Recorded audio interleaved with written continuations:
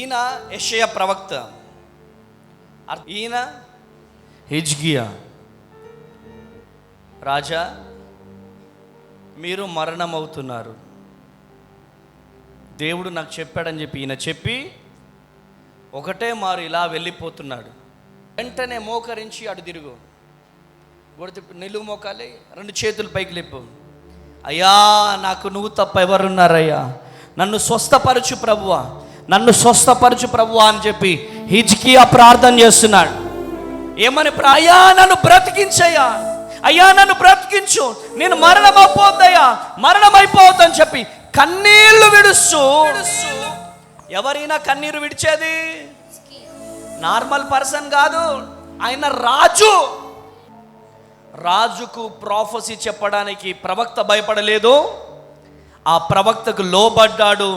ఆ లోబడే తత్వాన్ని చూసి, తగ్గింపు జీవితాన్ని చూసి, కన్నీటి ప్రార్థనను చూసిన దేవుడు 5 నిమిషాలలో 10 నిమిషాలలో ఆ రాజభవనం దాటుకుంటూ, ఆ కమ్యూనిటీ హాల్, ఆ మీటింగ్ హాల్ దాటుకుంటూ అక్కడికి వెళ్ళేసరికి యెషయా, నా కొడుకు అక్కడ ఏడుస్తున్నాడు. ఎవరు నా కొడుకు? చెప్పాలమ్మా, హిజ్కియా. మనం అనుకుంటాం, ఏమనుకుంటాం? నా కన్నీళ్ళు దేవుడు చూస్తున్నాడా అనుకుంటాం.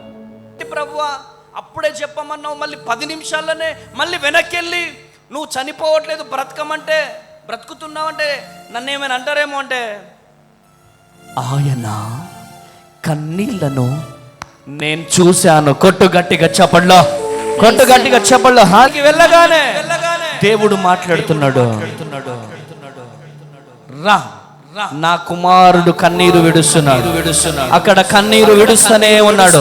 మీరు చప్పట్లు కొట్టడం ఆపొద్దు.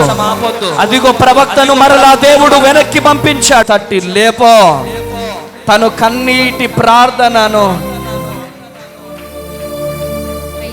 నీ ఆయుష్ను దేవుడు పొడిగించాడు.